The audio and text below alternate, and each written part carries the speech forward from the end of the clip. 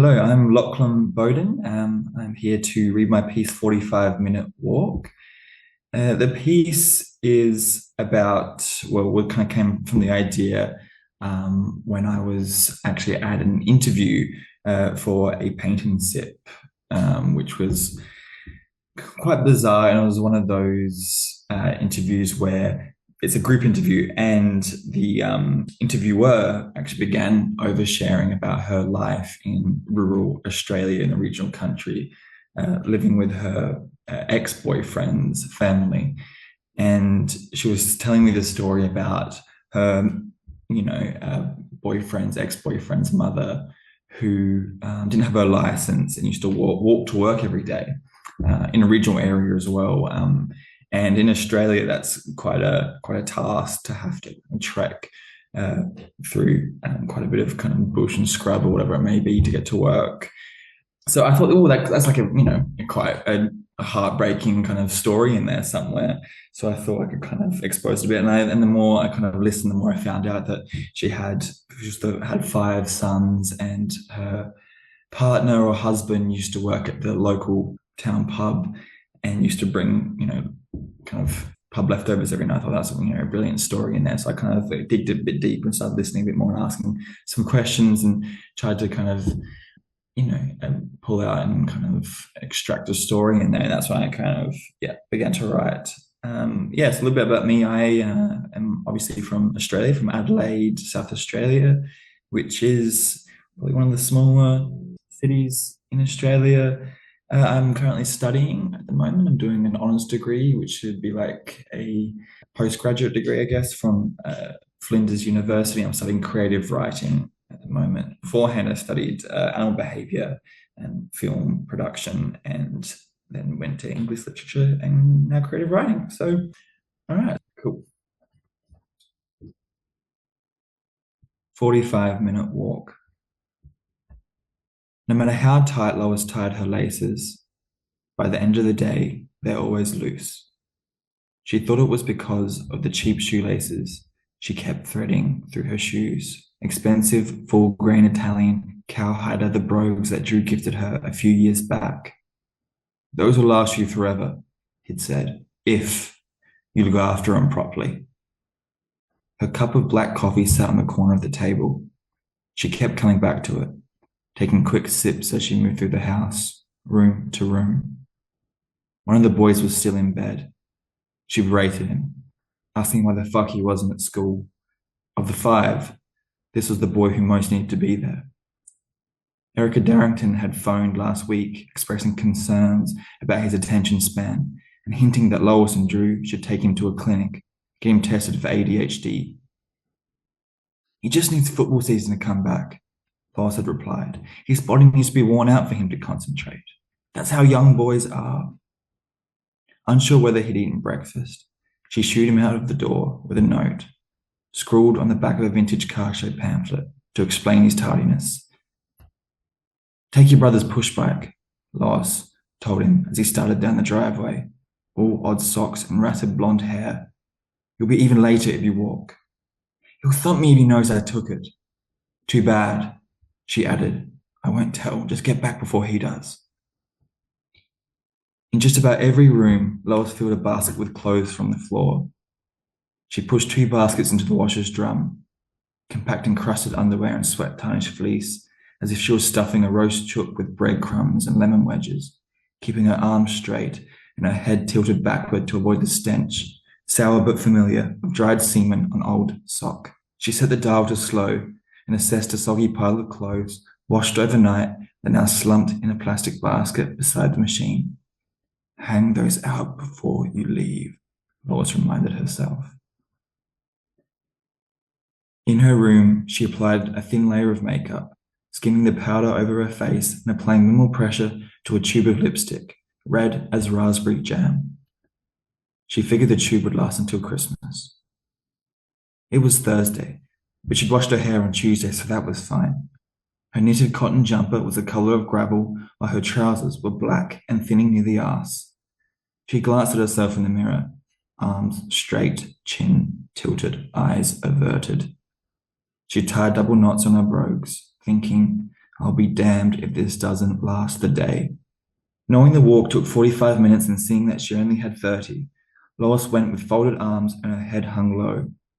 The wind was bitter and angry. It whipped at her forehead, pushing her hair back and up. It's just this first part, she told herself. It'll calm after that. The first portion of the walk along Kidston Road was straight and long with little traffic. Every 100 meters or so, Lois passed a house, knowing precisely who lived there and precisely what they farmed or traded. One of those houses, Sylvia Heard's, was partly hidden behind overgrown shrubbery, its deeply corrugated roof gone red and rusted. Furniture littered the yard, a weather-beaten sofa, a teak armoire lying on its side, a mahogany desk positioned like a barricade. There must have been 50 wind chimes scattered about, most of them tangled and producing minimal noise. Though Lois knew it was Sylvia's house, she knew little about the woman herself, except that she was old and had been divorced 30 years prior by Scott Hamming, who, after the separation, moved to Melbourne with a younger realtor. Although there was no appointed sidewalk, patches of bush and tree ran alongside the road, either pale or vibrant green that time of year.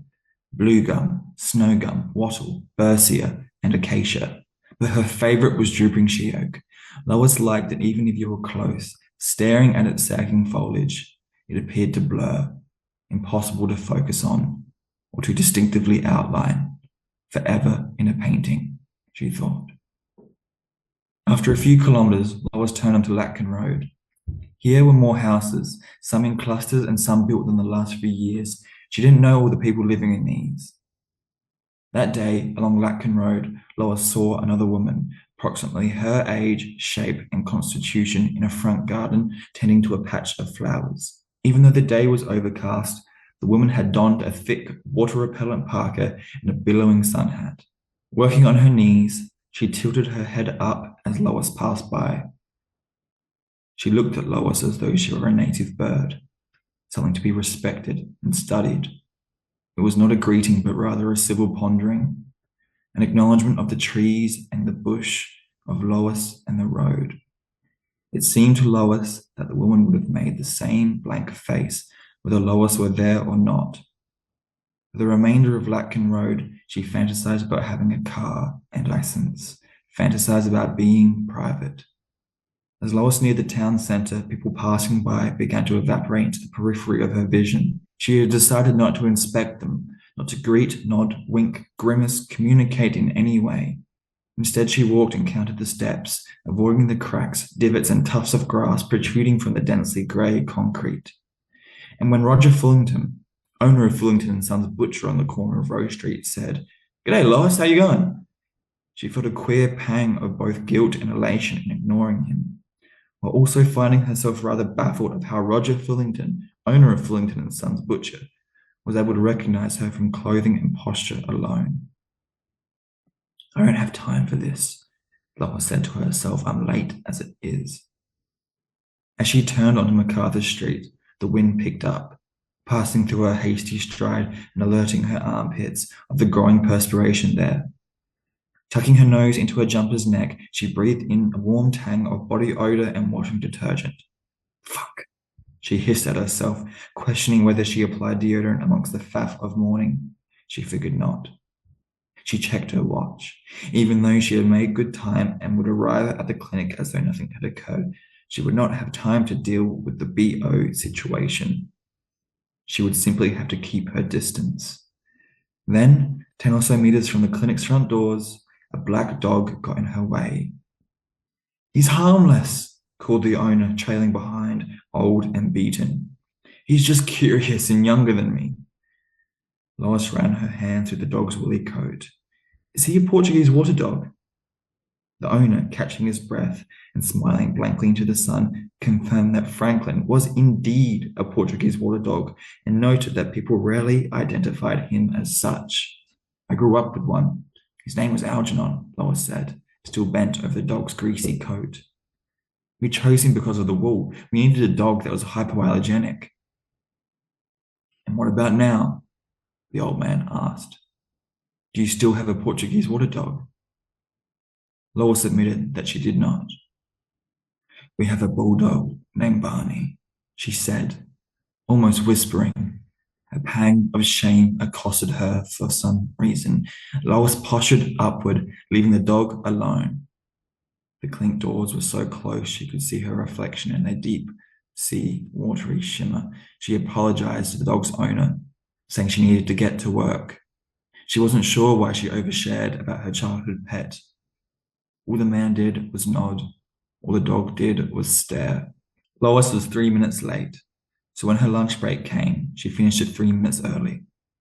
Nobody said anything, but she felt better. Dr. Andrew Stover passed by reception at 3 p.m. and smiled with his perfect teeth. She knew better than to smile back too hard. Andrew was having an affair with one of the secondary school teachers, Frances Schultz. It started last year, and ever since then people had looked at her different. Him too. Lois noticed the drop in appointments. Even found herself gossiping about Frances being a busty ditz from Melbourne. Frances and Andrew had been seen together at the Sunday farmers market at the Mansfield football and netball grounds a few weeks back. At the end of the day, as she locked the no longer shiny front doors, she wondered how quick the walk home would feel. It was quicker than she'd hoped, even if she'd taken the longer route, bypassing Lachlan Road and Sylvia's house. The sky had begun to settle, saying enough, and I'll try again tomorrow, when she entered through the front door of her home on Grantham Street. Stepping over the threshold, she noticed that the lace on her left shoe had untangled itself, and the right was well on its way. Thursday was pie and schnitzel night. Drew wouldn't be home until 11 at the earliest. The key is to hammer the chicken fillet thin, so it looks bigger, Drew liked to say. People only ever talk about the area of a schnitzel, not the thickness. Before Drew became head chef at the Mansfield Hotel, they only had 6 main menu items available, the classics. Once Drew started, he doubled it, introducing char-grilled kangaroo, fish of the day, pork belly, and margarita pizza for the vegetarians. 5 nights a week, he would return home with leftovers in aluminium takeaway trays. Waste is a sin, he'd say, unloading the malleable containers into the crusty fridge, then removing one for Barney. Pie and schnitzel night was always the busiest of the week.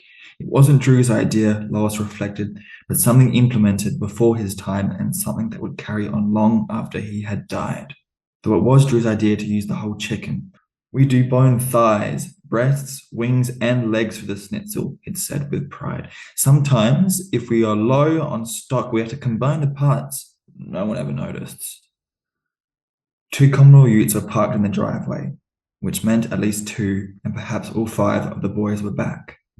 The oldest, who was now 17 in his last year of high school, had his own room. 2 times a week, he brought home his girlfriend, Siobhan. Lois thought her impolite. She chewed with her mouth open, rarely helped with dishes, and seemed to be allergic to the phrase, thank you. That evening, the eldest son's door was closed. Siobhan was indeed over and was in all likelihood receiving a below-satisfaction fuck from her boy. Missionary, Lois figured. Or maybe like a dog, maybe like Barney, or Algernon, or Franklin. The thought both comforted and disturbed her. It was like knowing there was no possible way to save yourself on a crashing plane. It simply does not require your energy. In the backyard, Barney did laps of the long grass, keeping his head close to the corrugated iron fence and barking intermittently. It was Lois's job to feed him pellets in the morning, Drew's to feed him pub leftovers in the evening. The boys handled after-school walks. From this routine, Barney had grown fat.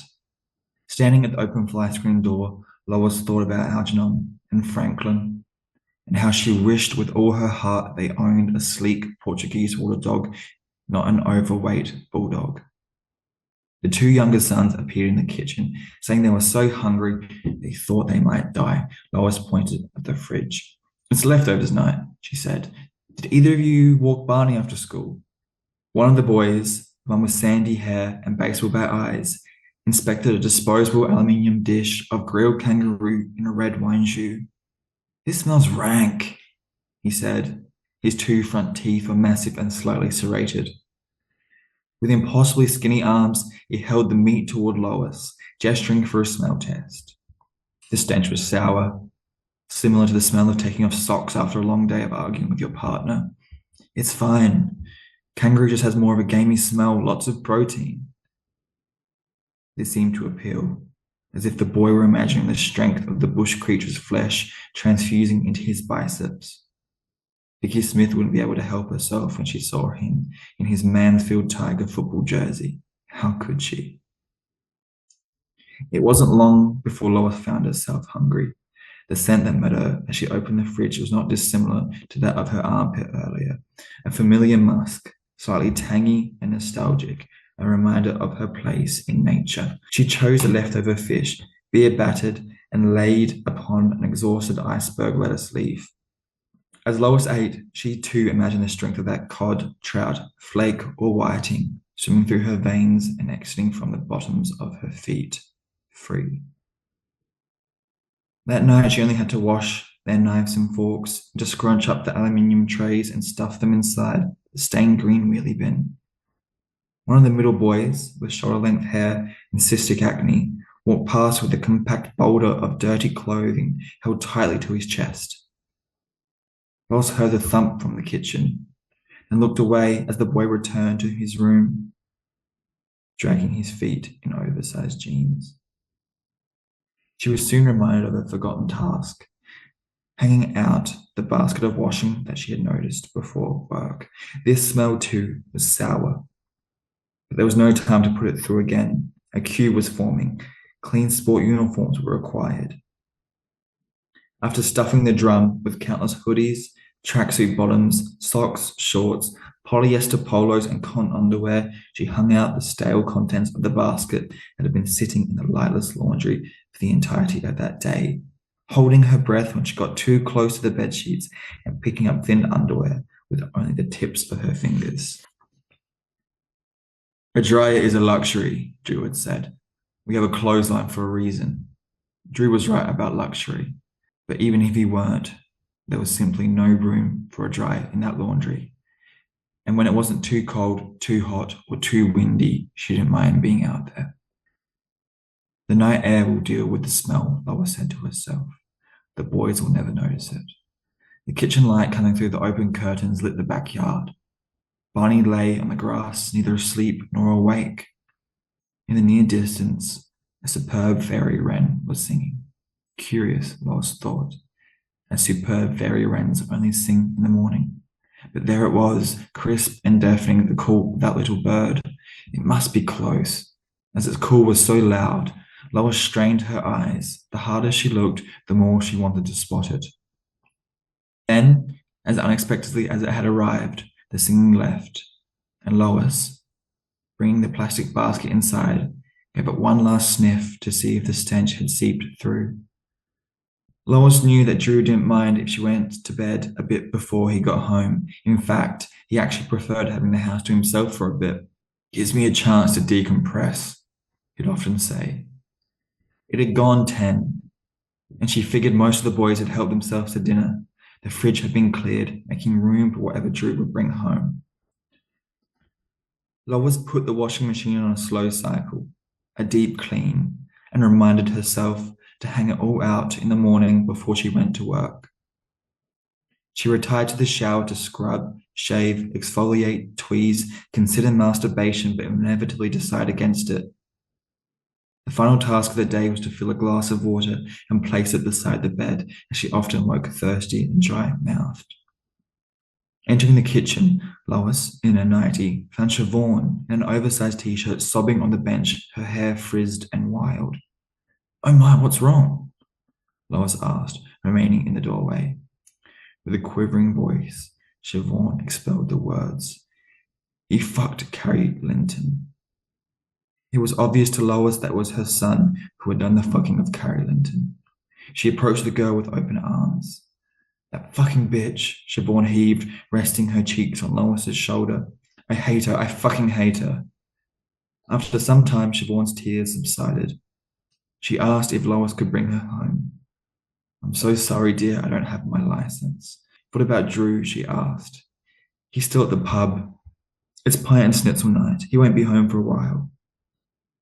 The next option was to phone Siobhan's father and see if he could come collect her. He's been at the pub, but he's fine to drive, Siobhan said. He didn't sound too happy on the phone, though. That's okay, love, I'll wait with you. The pair sat at the dining room table drinking English breakfast tea. At one point, Siobhan said they should really be drinking this in the morning, listening to the birds, not at night, listening to her sniffles. Eyes bloodshot, face puffy, she smiled, and Lois smiled back. Siobhan asked how Lois was able to get to work without a license. Lois told her that she walked, and Siobhan said, "Ah, that's how you stay in such great shape."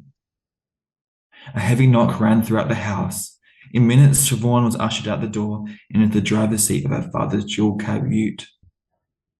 "Might be better safe than sorry if you drive, hun," the small burly man admitted, and off they went, all before Lois's eldest son had left his room.